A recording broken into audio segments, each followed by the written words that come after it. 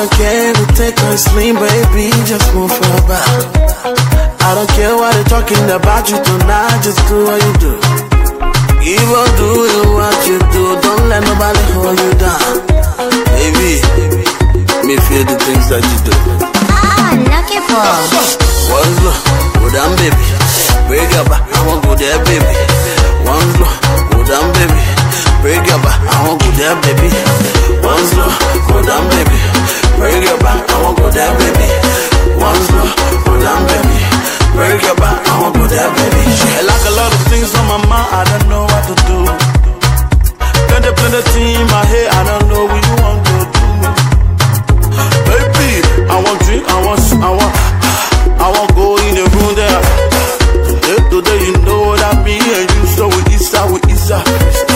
Freestyle, Easter, Richard. Today me and you, pa, we Easter. Una. I want to your una, I want to put your finger. Una. I want to your una, I want to be your una. Go down low, and tell you. I won't let go, baby. Break your back for me. We feel you, baby. Love you. One slow, go down, baby.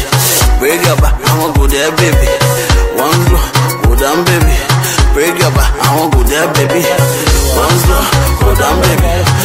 To this event on the day after the snow day, and I'm grateful to President Sirleaf for having changed her schedule to enable us to reschedule it and hold this event today. And thank you all for also making the time to join us. And just a small piece of housekeeping for those of you who are joining us through the live stream. Please, I encourage you to both send your questions in via the links that are there, and also if you would like to tweet about this event as you go through, please feel free to do that using our hashtag CGD Talks. Before having a conversation and then inviting you to join in with your questions, your comments, I'd like to just really take a moment to introduce our speaker and say why it is such a privilege for us in CGD to be able to host President Sirleaf here today. She is, as most of you know, Africa's first elected female president, 12 years as the leader of Liberia. She became president after a devastating civil war, and I see some people in the room who I remember were actually involved in supporting Liberia at that time. She convinced creditors to erase $5 billion of external debt and managed the Ebola crisis that came along and hit Liberia along with a few other countries. And she has been recognized for her contribution, not just to Liberia, but as a leader in development, as a leader for Africa, by, first of all, through the Nobel Committee. She got the Nobel Peace Prize in 2011, and most recently, having retired at the end of 2 terms in January this year, she was awarded the prestigious Mo Ibrahim African Leadership Prize. So that's kind of the person we're going to be talking with today. And I want to say that we, CGD, have a special relationship with Liberia. We're very fortunate that at the time when President Sirleaf took over and started looking at the issue of Liberia's debt, colleagues at CGD were quite involved in supporting that effort. We had the Scott Fellows program, which was a collaborative program between CGD, the JSI Research and Training Institute, and Liberia to help fill critical gaps in administrative and policy capacity in the government at that time. That was generously funded by a grant from the family of Ed Scott Jr., who was the chair of the board at the time and is currently the emeritus chair of CGD's board. And we are very fortunate that Antoinette Saye, who was President Sirleaf's finance minister, is a distinguished fellow here at CGD, and another of your ministers, Madam President, Gudi Moore, was also a former Scott Fellow, will be joining us as a visiting fellow next month. So we have a big stake in the success of Liberia, contributing to it in any way. I wanted to really start this conversation, if I may, by just getting you to reflect a little bit on that experience at the beginning. Let's go back a decade. When you came in and fragile, devastated country, facing a lot of economic problems, a willingness on the part of the donor community, the international development agencies to help Liberia at that time, but everybody struggling with how best to do it in a very difficult capacity-constrained environment and with this huge overhang of debt. And I wanted perhaps to get your sense now, looking back, how well did that work? What were the things, the lessons that you would say we should draw from that in terms of the best ways to help a country and a leadership like you had at the time? And what were the things that, well-meaning though they were, got in the way of helping rather than necessarily advancing your agenda? So perhaps you could start from that and then move forward to where we are today. Well, you have to go and look back at why the need for debt relief. In 2006, when the administration started, the country had already suffered setbacks such as a coup d'etat many years ago, 14 years of civil conflict. And so we started with devastated infrastructure, dysfunctional institutions, closed society, restrictions, a debt that had not been serviced for 2 decades. Revenue, $80 million, no reserves. Where do we start? What do we do? Well, we knew we had to have an agenda that was going to renew and reconstruct every aspect of the country. And we couldn't do it with that debt.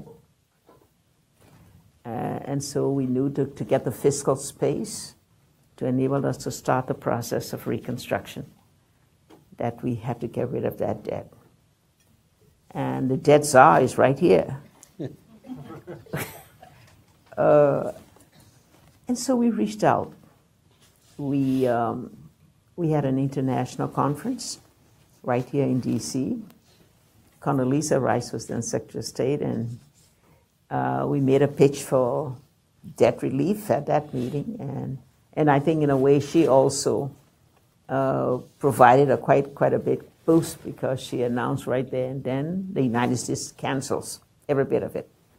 And she became instrumental, and Antoinette also used her contacts in mind. We started to reach out. The Paris Club, we went through that. We did a poverty reduction program, which is part of it, and we understood what the HIPIC process was. So with all of that, the negotiation started, and it took some time. I think it wasn't until 2010 when we reached the completion point. But in the meanwhile, having started that process and a negotiation with bilaterals, each multilateral, had to have a negotiation with, but at least that opened up the space, and we could now start to move things, to borrow reasonably, to start to reconstruct. I don't think we could have got very far with a debt burden of that sort hanging on us.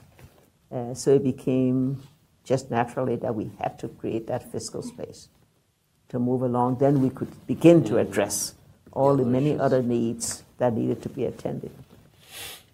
So I want to get to the rest of the agenda, because it was much broader than debt relief. But maybe just one word on debt, because I don't know whether my colleague John John sitting over there. But one of the things that we have been working on recently, and John has been leading some of this work, is that if you look at the issue of debt in low-income countries, in Africa particularly, so we had the HIPC exercise.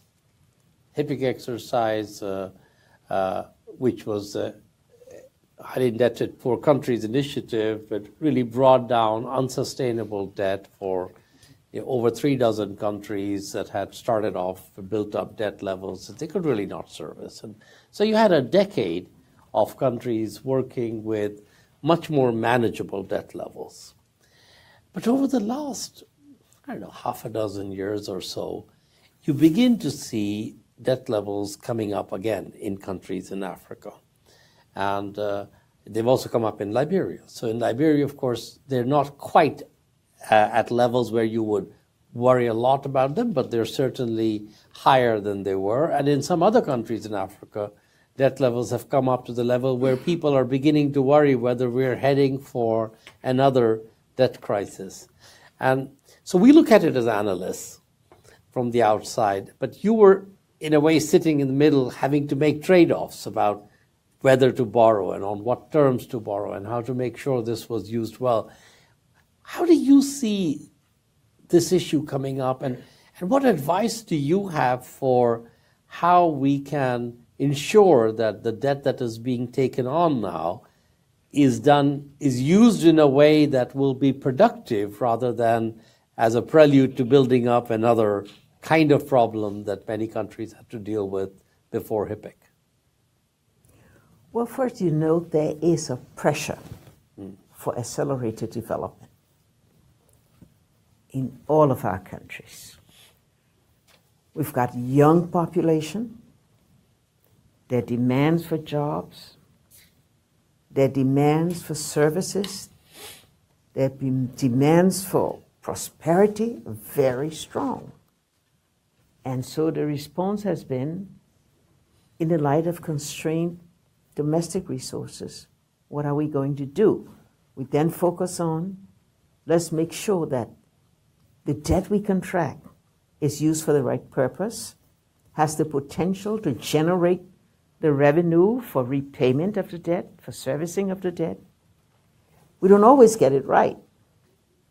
And you've got different types of countries with different types. The oil-producing countries, for example, feel very secure that they can service the debt once the oil is flowing. Although some of them are finding that the oil price went down, it's not quite the same. Well, that's the problem, you see. Once you know it's there and you accelerate your development and you want all of a sudden, you want to have housing for all your people, you want to have basic services for all your people, lights and water and roads and hospitals and schools, and you think, that your analysis are right, things are going to stay, and then all of a sudden, it happened to us. All of a sudden, the iron ore price declined. And so what do we do? And you begin to look, and then you find that domestic resources have not risen to the anticipated level because the economy has not grown consistently to be in keeping with the targets that you had established. For some of us who have IMF programs, there's a constraint because we commit to ensuring that a certain level of the debt will be concessionary to make sure that we don't get debt distressed. But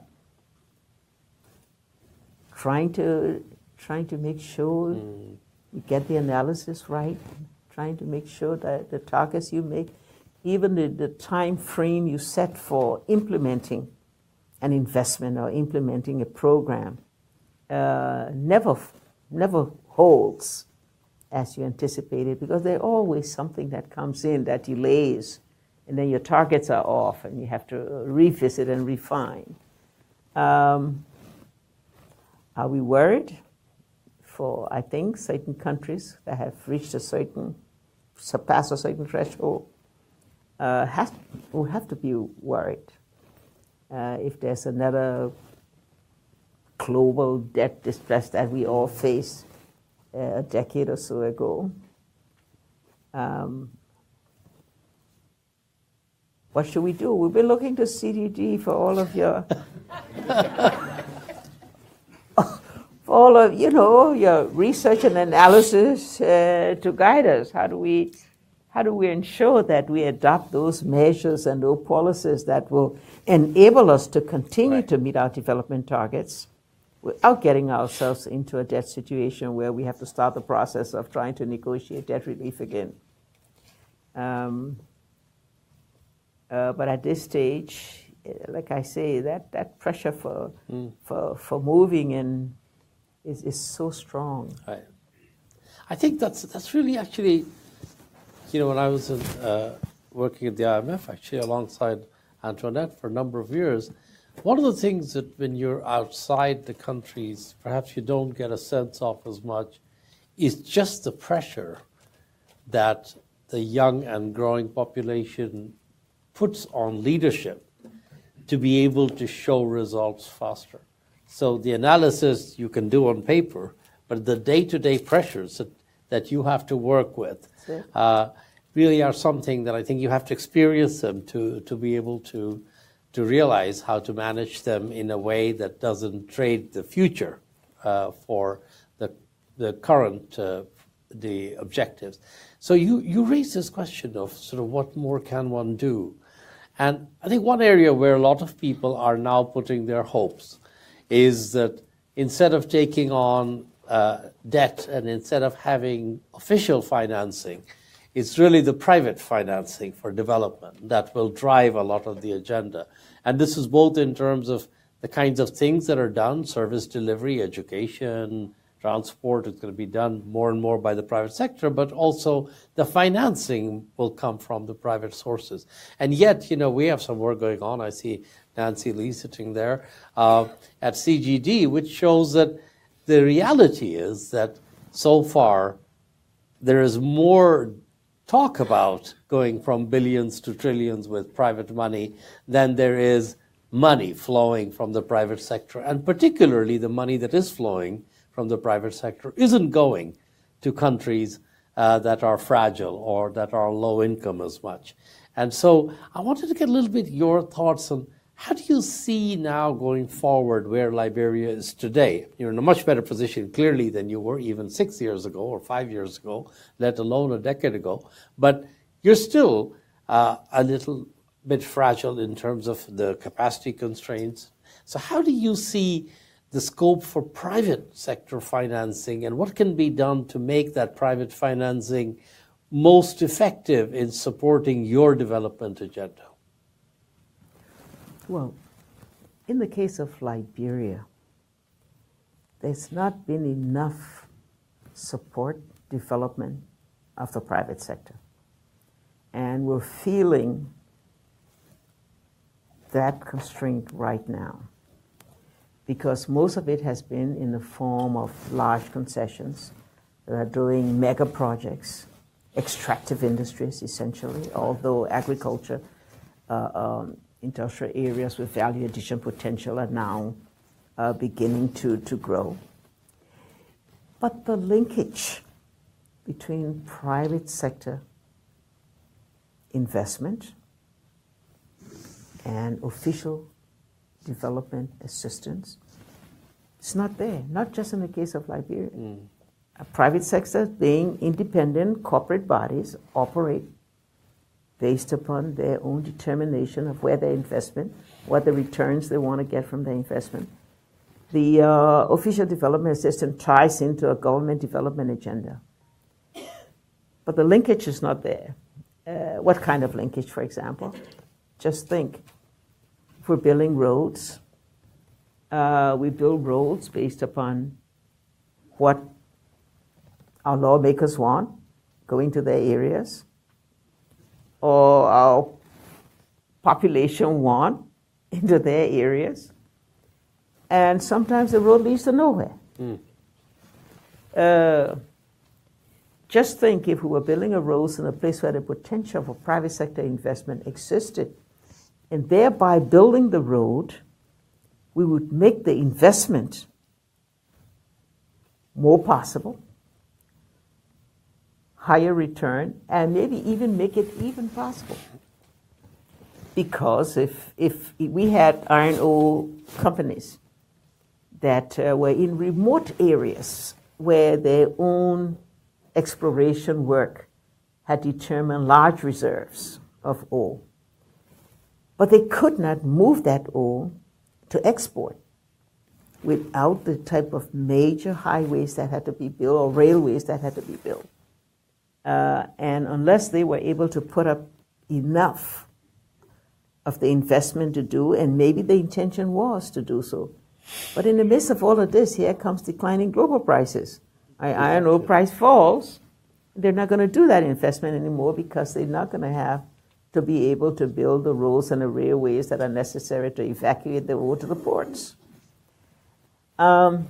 Is there the possibility of linking? I know that in the last recent years, you mentioned one of our ministers who's been working with the World Bank to say, what if we can get World Bank to guarantee the bonds of the private sector investor, thereby enabling him to take the political risk and make the investment, and that investment then will enable us to meet some of our growth targets.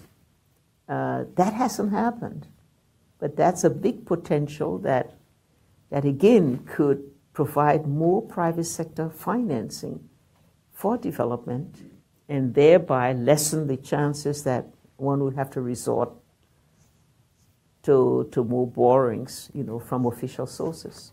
But I leave you. I think it's a thought that if you said you're doing some work on that, I encourage you to continue Look at to that. work. Yeah, I think that it is going to be a big issue, not just for Liberia, and not just for low-income countries. Frankly, in my view, I think it's going to be more broadly applicable because the question that I think you just really hit the nail on the head with is that it's not about how the private sector can be mobilized by itself. Doing that also requires a change of mindset and practices and the business model in the official agencies. So how can they most effectively support that private sector, and in which areas? Because it may be there are some things you want the private sector to be doing, and yet others where, for good reason, they may not be interested or the best people to work on that issue. And so you'd have to have official agency providing that complementary role. So that is an area where I know we are going to be. Let's enter some caution in that once the private sector gets more and more involved in partnership with the government, the potential for rent seeking, in a wrong environment, then becomes greater. So you have to build that caution into how far you want to push this partnership. Absolutely. And I think also it means that the nature of the role of government changes from being a producer to being a regulator. And as a regulator, you have a different set of skills. You also need to make sure that you have the checks and balances so that you don't end up with the kind of rent-seeking and corruption that many countries are struggling with today. I want to kind of just maybe go to one other area before asking colleagues in the room for their inputs and questions. And that's the question of sort of competitiveness in Africa. So many countries in Africa have seen the move from relatively low productivity agriculture into what they saw the next step would be manufacturing. Manufacturing would give higher incomes, higher productivity for the workers that came off from agriculture. And if you look at historically, that's what happened in Asia, that's what happened in many developing countries. They moved from agriculture into manufacturing. And we were having a conversation here with President Kim of the World Bank and a few weeks ago, and he raised the same point, which is to say he's not sure anymore that that model still works, that you can have manufacturing that is going to be competitive for many countries that are thinking about going that route, because of technology and how technology is changing the nature of manufacturing with automation and artificial intelligence. And some of my colleagues here have been doing work on competitiveness, and it turns out that even today, if countries like China or in Asia turning out to be more high cost and manufacturers are thinking of moving out of there to lower cost areas, African countries, most of them are not very competitive as attracting this investment. So that leaves a dilemma of sort of what then is the path for a lot of these countries to move forward with development. And I wanted to sort of ask your thoughts. I mean, looking at the situation in Liberia and going forward, how do you see now competitiveness of Liberia's economy? What are the ways in which we could actually make it more competitive? Is it investment in human resources? Is it business environment? Where do you see the issues? You know, I think each country has to identify its own niche, where it has a comparative advantage, and develop in such a manner that they can compete effectively. I mean, there's also intra-competition, and there are many times when we don't have that because of the infant industry protection and all of that. But I still think we can have a certain level of competition. I also think that we may have to go the regional approach, where we combine most of our efforts through regional effort, identifying particular areas where the region can become competitive. Again, there's a lot of competition on national basis to do everything that you want to do and not wanting to see opportunities elsewhere through comparative advantages that may lie within the region. But when it comes to being able to compete with the Chinas or the Indias or the major manufacturing, I don't see us being able to do it in the short run. Our labor costs may be lower, and that's a way of trying to attract them to create subsidiaries maybe in our domestic domain. But the competition with the countries that have already reached a certain level of development with high levels of technology is something that's going to be very difficult for us. So we have to identify what we can do best, and there's always scope for intra-Africa cooperation to be able to reduce the level of intrusion that would come from those that are more competitive. And of course, as you say, each country in Africa is a relatively small market. But if you start looking at groups of countries, then you become to look at much more globally competitive sized markets. So do you think the politics in Africa today is supportive of thinking more regionally and trying to bring that cooperation that you talked about together? Yes, it is. It is, very much so. There's a lot of focus on intra-Africa trade. We do have certain countries in the region that have reached high levels of industrialization. There are attempts at common markets, making sure we have common tariff systems. And so that effort is there. Yes, it's always constrained by the need for each country wanting to develop as fast as it could to deliver goods and services to their own people. And there's always the danger of, there's a big industrial country that when you open up the markets, they will have all the advantages. But that push for regional cooperation, particularly in West Africa, from whence I come, maybe the large economies like South Africa. South Africa is larger than maybe all of our economies combined. But you have industrial giants that are coming up in Nigeria, so many other places, Kenya. And And through the common markets, we are beginning to see this kind of cooperation. That's really encouraging.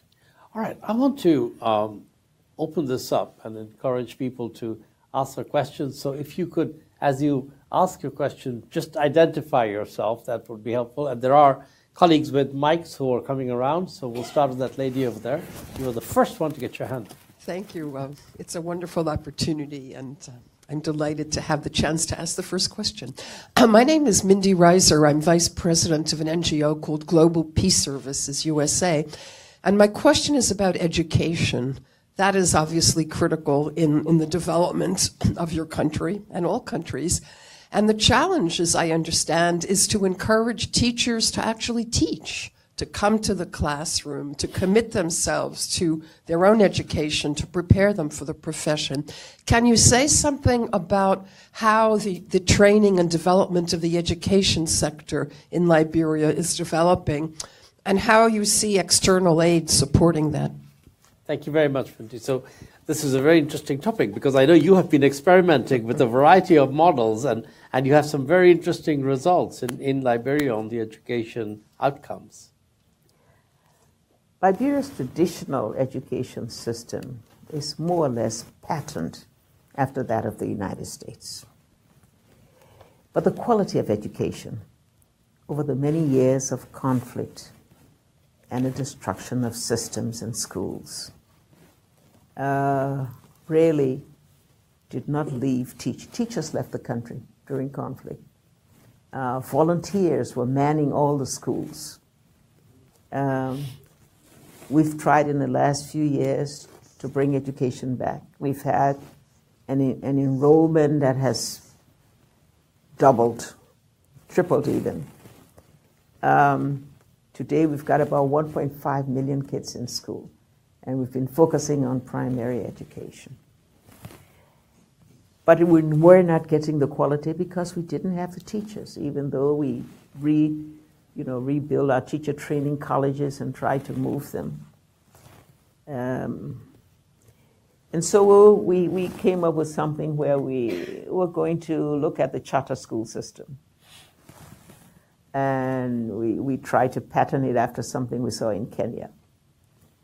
And this meant being able to take young college graduates, to train them properly, to introduce technology into the schools with kids having tablets, and certain benefits given, like free uniforms and things given to children as an encouragement for them to go to school.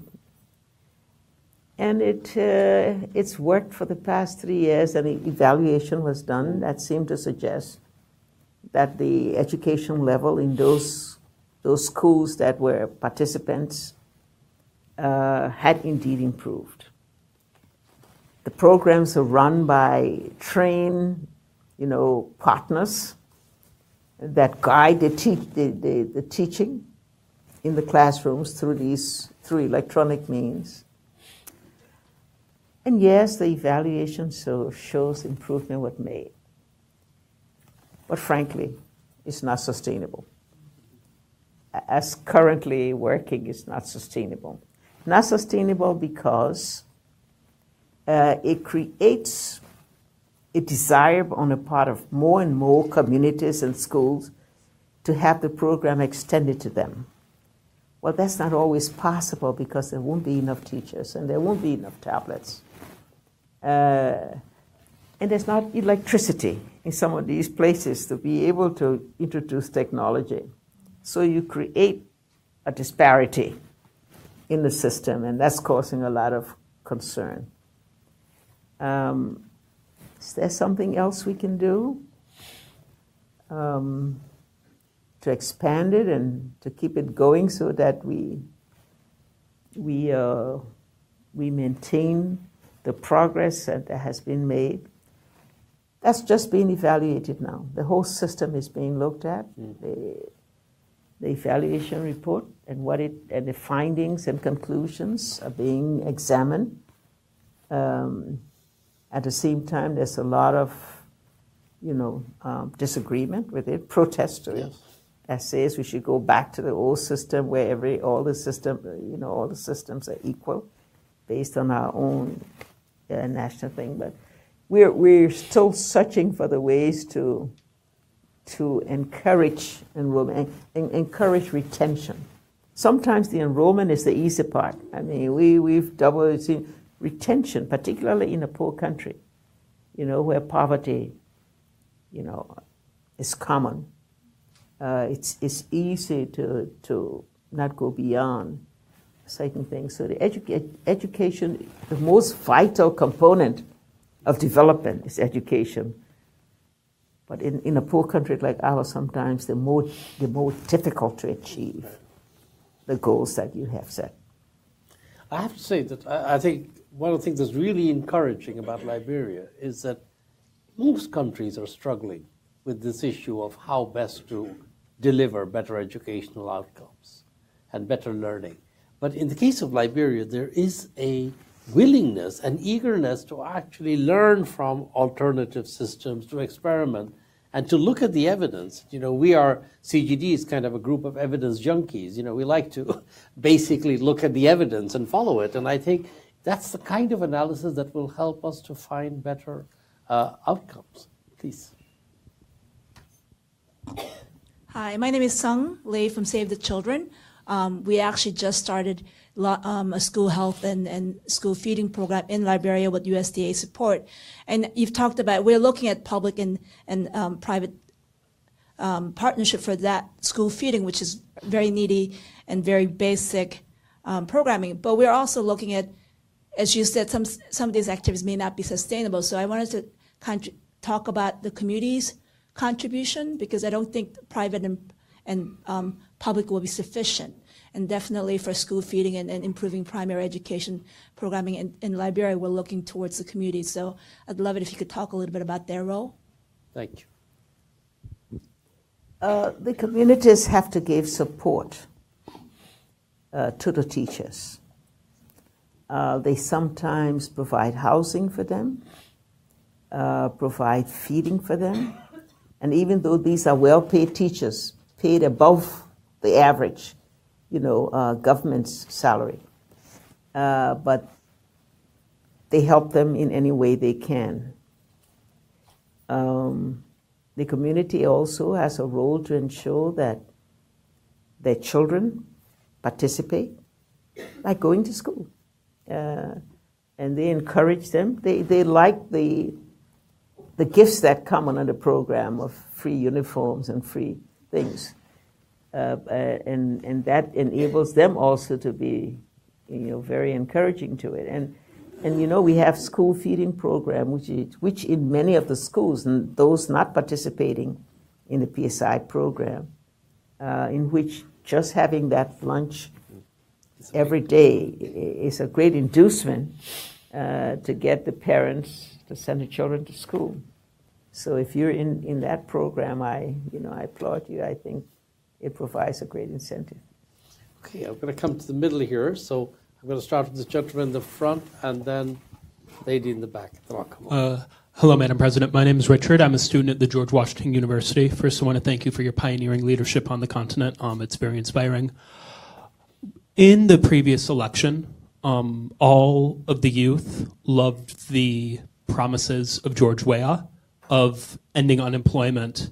Lots of somewhat blanket promises that were received very well by a desperate population of youth who feel that with the unemployment, corruption, that they don't really have much opportunity. However, after coming into office, it is evident that with his lack of experience, there doesn't really seem much that he can do to fix the problem.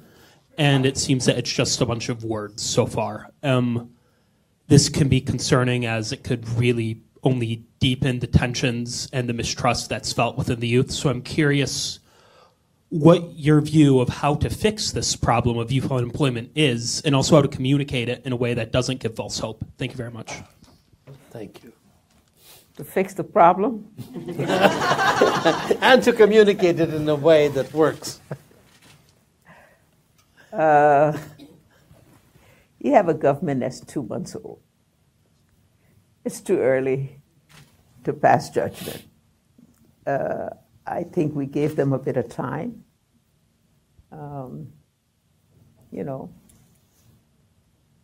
you took some time in this country too.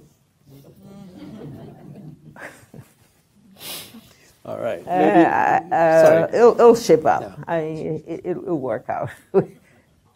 So, Give them time. yeah, and encouragement, and I think partners should stand by them. You know, don't get discouraged too early and move away. The country needs that continued partnership, that continued support, and we all have to be a part of that encouragement. It's the young people's choice. They don't know how to manage it, but I think we all have an obligation to be a part of ensuring that they consolidate the gains and that they do better.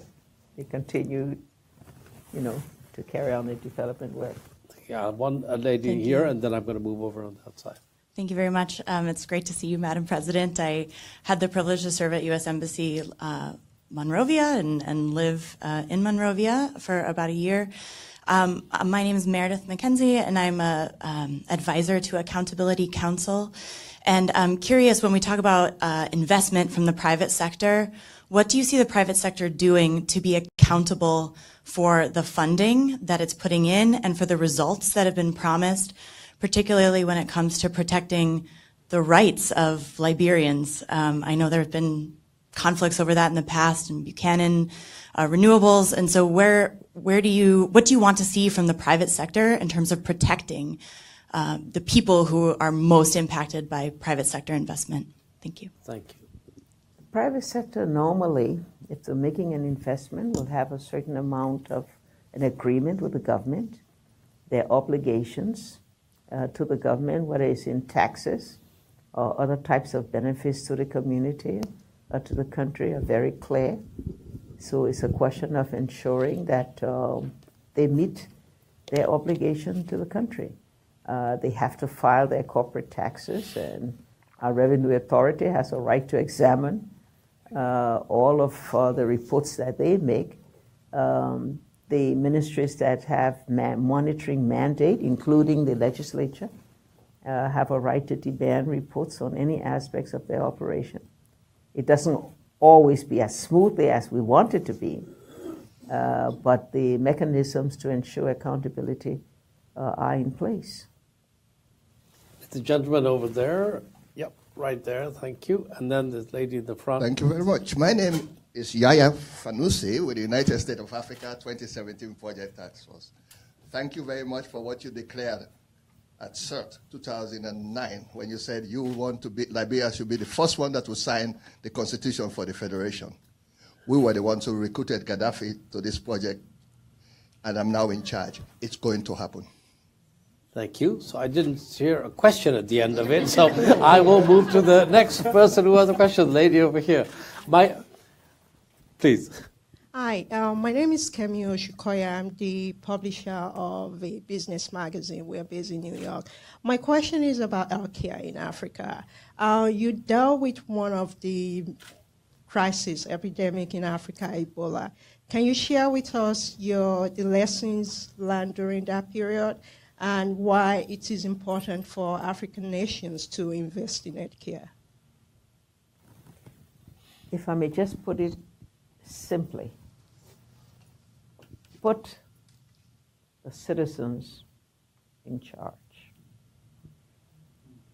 Move from a central management approach to a community involvement approach. That was our experience with the disease. We tried to constrain movements to end the transfer of disease. That didn't work. When we rose to the challenge of telling the communities to take responsibility, to be the first responders in attacking this disease, then we got results. So in the end, what we're doing, with the help of Professor Paul Farmer, I think he's a partner to Jim Kim, Yes. in the NGO they form, we're training 5,000 community community dwellers how to identify symptoms, very simple symptoms that can be indicative of a major disease, and how to channel it to the health service center for further examination. So in the end, yes, you will need the professional healthcare delivery system. You will need the doctors and the nurses and the professional healthcare workers. But we're saying there's a role that a community can play in promoting good health. Thank you. A gentleman in the front here.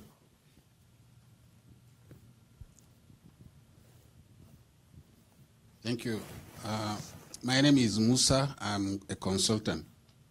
First, I would like to thank you for your leadership, for the role model you play in Africa, especially for girls. Now there is a hope for these girls based on what you have done. And second, I would like also to thank you for sticking to your terms limit in Africa.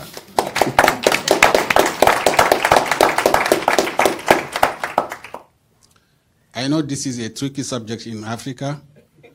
I know with your peers, you were discussing it a lot. There is a movement among young people really pushing for the term limit in Africa. But also I'm puzzled a little bit by what I'm seeing from China, where they are moving from term limit to eternity. I ask you a question. Yes, I was going to say. He will come. What's happening in Russia? Putin has been there for around 2 decades. What's happening in Germany? So the question, and actually there are some African leaders today who are saying stability is very important. And they are using it for excuse to be there forever.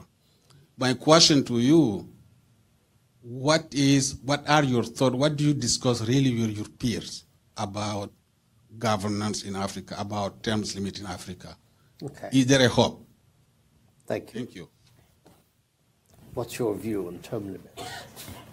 We're very clear on the protocols in the African Union and the Economic Community of West African States, ECOWAS, that respect for the Constitution is supreme.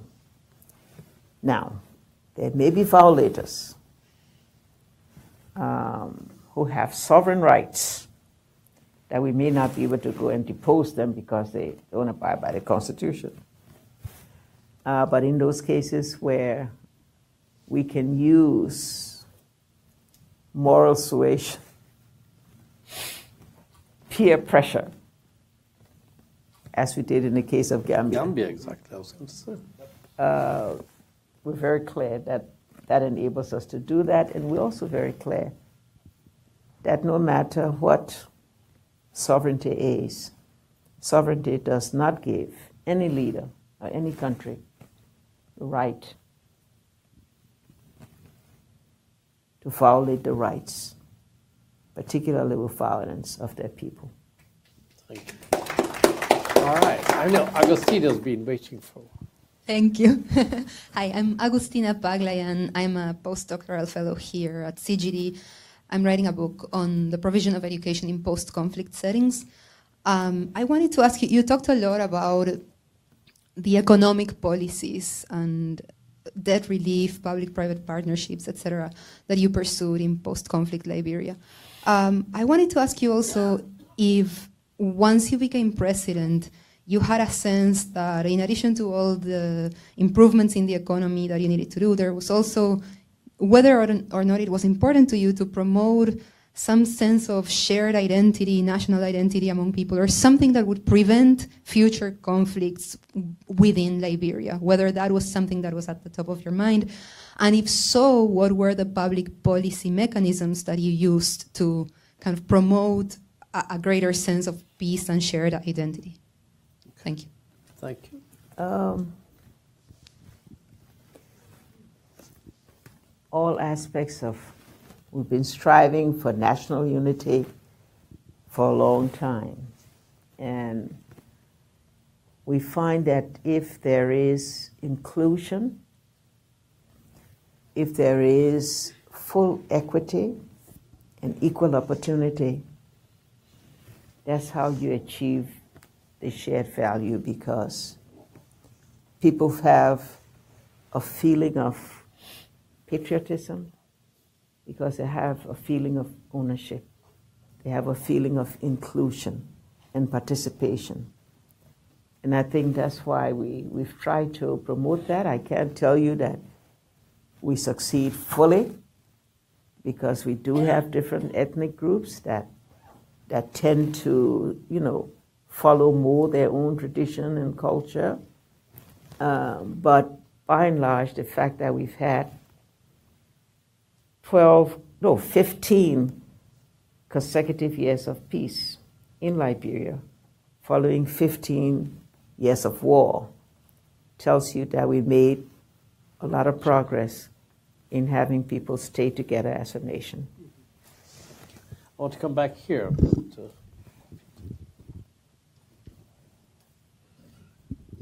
Madam President, I'm Ed Elmendorf, formerly with the World Bank.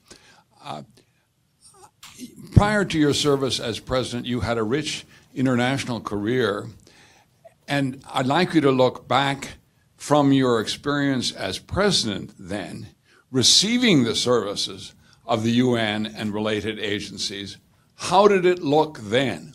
What worked in your relationship with the UN when you were president of Liberia with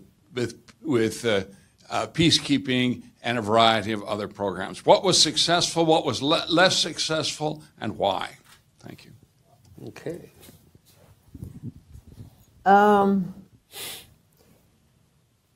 It was good to be able to get on the phone and call somebody you know. Whether in the UN or in the World Bank or in Citibank, the places where I worked.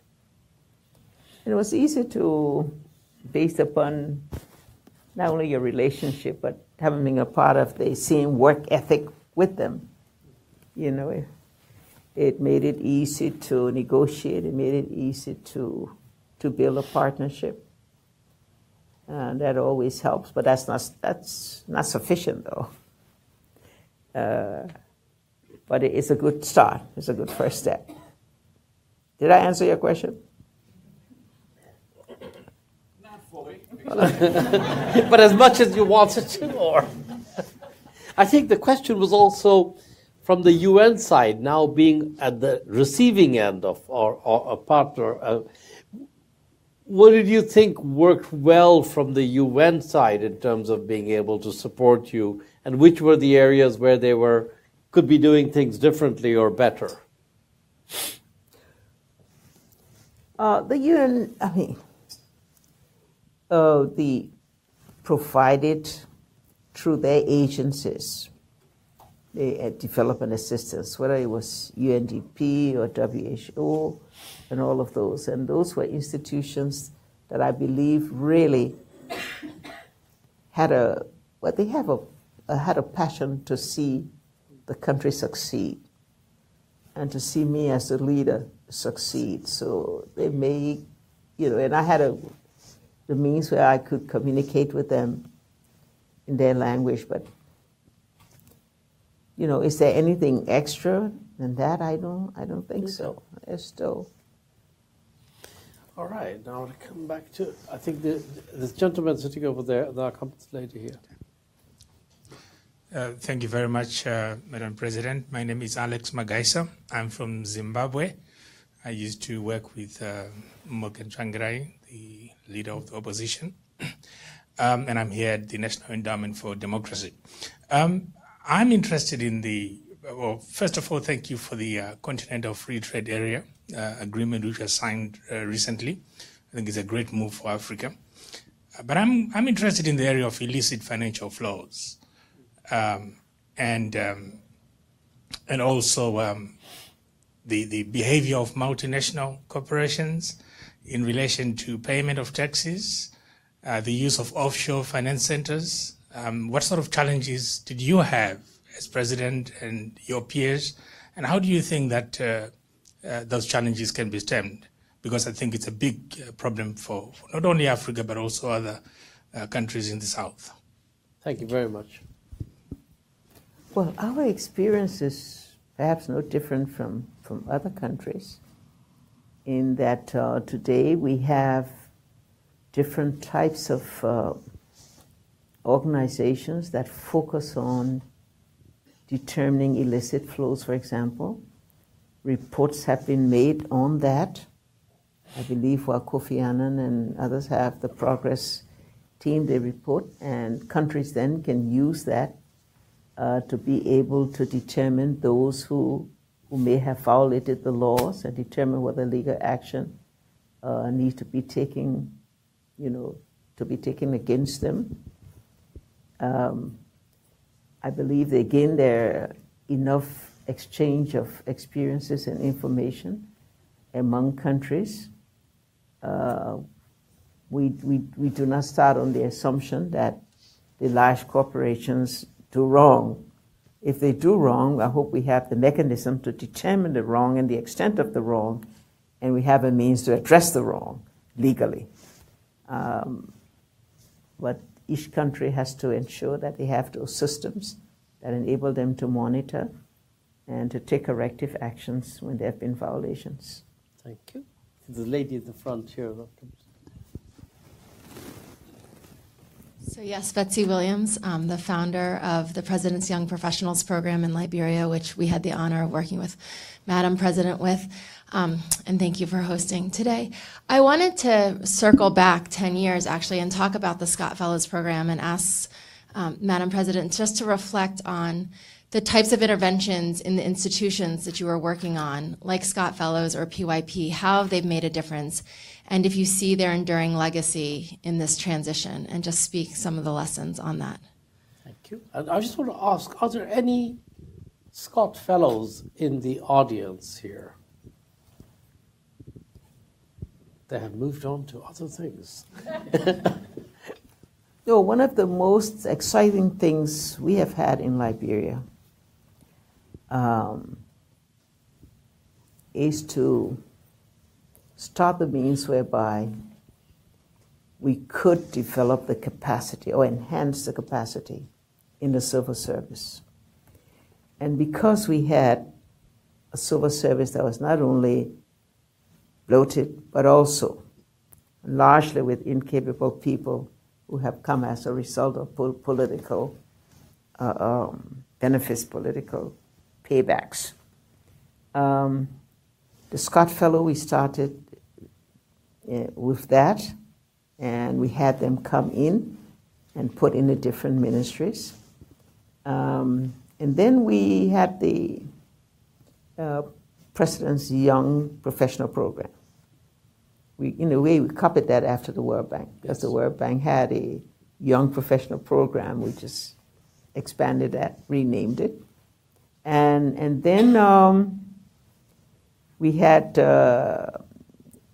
Betsy Williams, who was in Liberia then, doing something, came, and she really pioneered that program. That program involved taking young college graduates, putting them through a training program and a selection selective selection program that was very professional, very competitive, and then training them and then infusing them into different ministries and agencies on a mentorship program in which they were trained. And I think to date we have 140 young people that have been trained that way and are now, you may say, the core technical people in our different ministries and agencies. That really is the stability of it all, because the political appointees move off. They become the technical people that stay. That program has been so successful that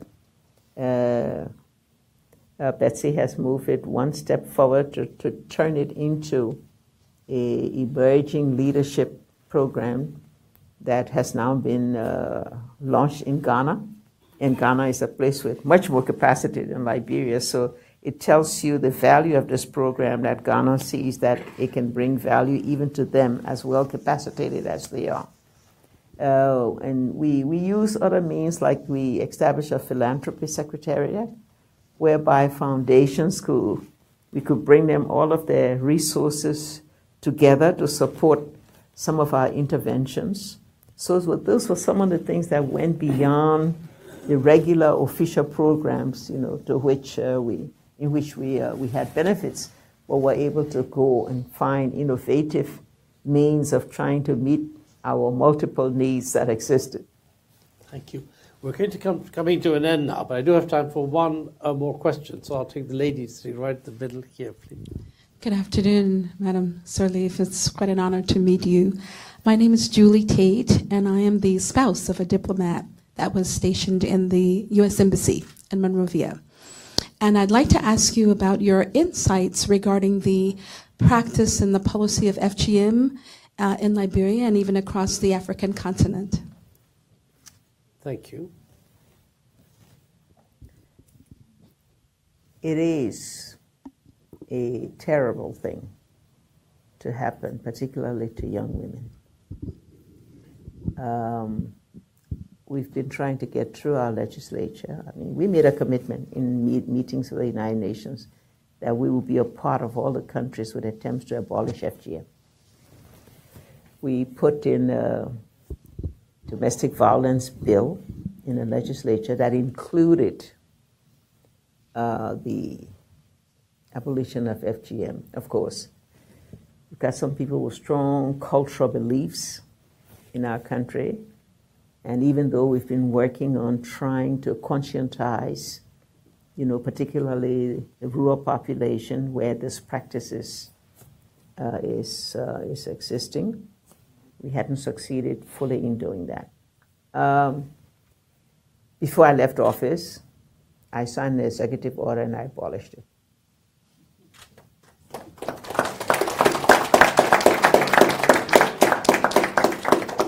Before you clap, they got to make sure they respect it. I was going to say. No, it's now law. Our executive order lasts for a year. So for a year, it's law until we can get it transformed into a full statute. But for now, the girls can be safe. We can use that year to do more conscientizing so that we maintain it.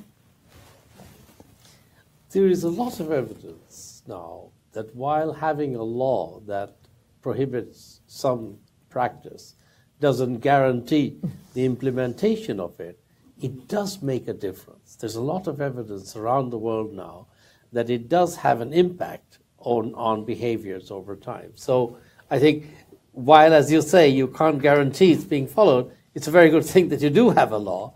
And we just hope that during next year, when we meet with you in a year's time, I hope, that will have been translated from an executive order into a law that will be there for longer. So let me, with that, I know there are lots of you who have questions still that you would like to ask, but we've run out of time. So I do want to say thank you all very much for coming, but most importantly, I want to say thank you, Madam President, for taking the time and for sharing the insights that you have with us. So please join me in thanking President. Thank you.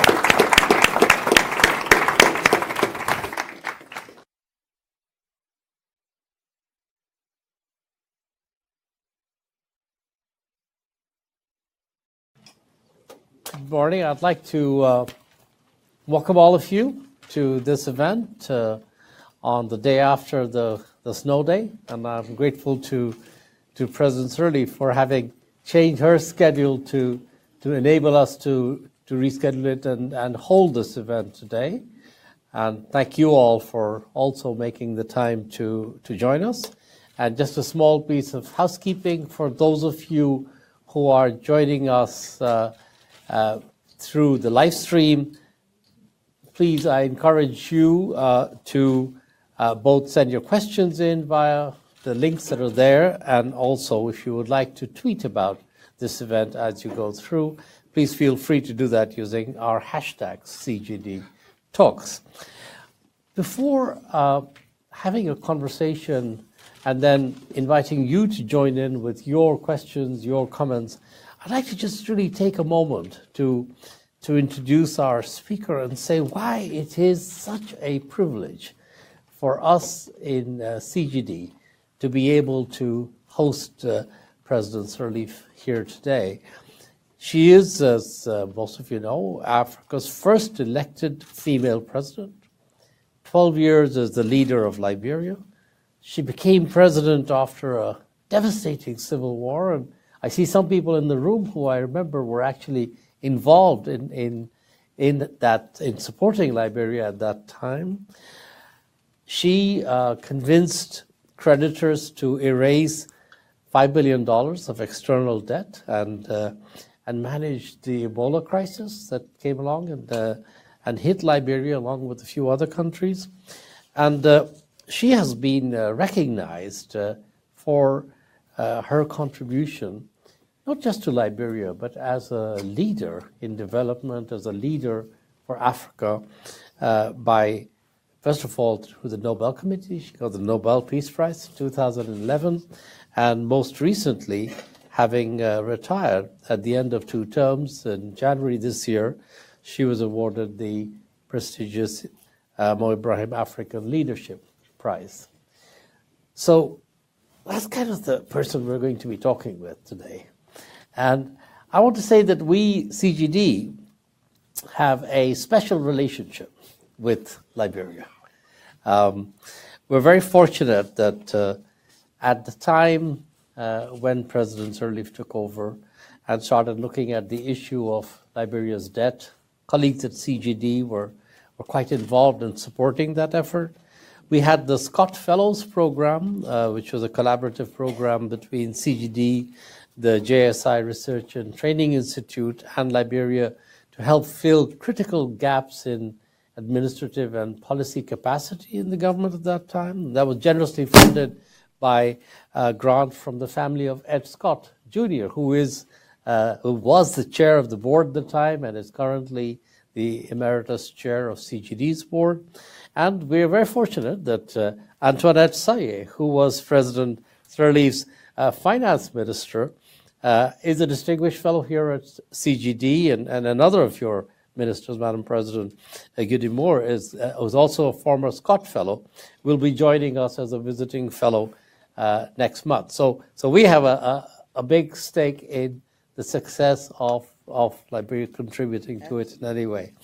I wanted to really start this conversation, if I may, by just getting you to reflect a little bit on that experience at the beginning. Let's go back a decade. When you came in and a fragile, devastated country facing a lot of economic problems, a willingness on the part of the donor community, the international development agencies to help Liberia at that time, but everybody struggling with how best to do it in a very difficult capacity-constrained environment and with this huge overhang of debt. And Easy kid. Now fuck you, my man. I don't care if you take her slim, baby, just move her back. I don't care what they're talking about you tonight, just do what you do. Even do what you do, don't let nobody hold you down. Baby, me feel the things that you do. Lucky for one look, go down, baby. Break up, I won't go there, baby. One look, go down, baby. Break up, I won't go there, baby. One look, go down, baby. Break up, I won't go there, baby. One look, go down, baby. Break up, I won't go there, baby. I like a lot of things on my mind, I don't know what to do. Plenty in my head, I don't know what you want to do. Baby, I want drink, I want go in the room there. Today you know that me and you, so we eat. Freestyle, Easter, Richard. Today me and you power with Isao. Una. I want to your una, I want to put your finger. Una. I want to your una, I want to be your una. Go down low, and tell Jato. I won't let go, baby. Break up back for me. We feel you, baby. Love you. One slow, go down, baby. Break up back, I want to go there, baby. One slow, go down, baby. Break up back, I want to go there, baby. One slow, go down, baby. Break up back, I want to go there, baby. One slow, go down, baby. Break up back, I want to go there, baby. I want to see you down like you're bending for prayer. I want to see you down like scratching your legs. The kind of thing you do in my mind, the thing you do ain't to net. The other days you do it, I want to take all my share. It making me to sweat, man, you the best. How will you do, till I say give me more fire, go fear no fire. Place upon me, get I pray you don't tire. Give me more fire, go fear no fire. Put upon me, get I pray you don't tire. Hit the man, go like my shorty. That big blow, I will see you rock your body. Hit the man, go, that's my shorty. You too nice, your body love me. One slow, go down, baby. Break up, I want to go there, baby. One slow, go down, baby. Break up, I want to go there, baby. One slow, go down, baby. Break up, I want to go there, baby. One slow, go down, baby. Break up, I want to go there, baby. I want to know for the things that you doing every class in the morning. I want to know the thing that you doing where it lasts till the morning time. I want to know the thing that you doing every class in the morning. I want to know the thing that you doing where it lasts till the morning time. Are you ready? Go down, baby. I like to see you want when you step on the beat. Straight, I make it stand on your feet. And you get the legendary, you even call for I make it dance, you rocking it. Don't show all your style because I'm watching it. Shake your ball when for baby, I grabbing it to let me and you the do it like.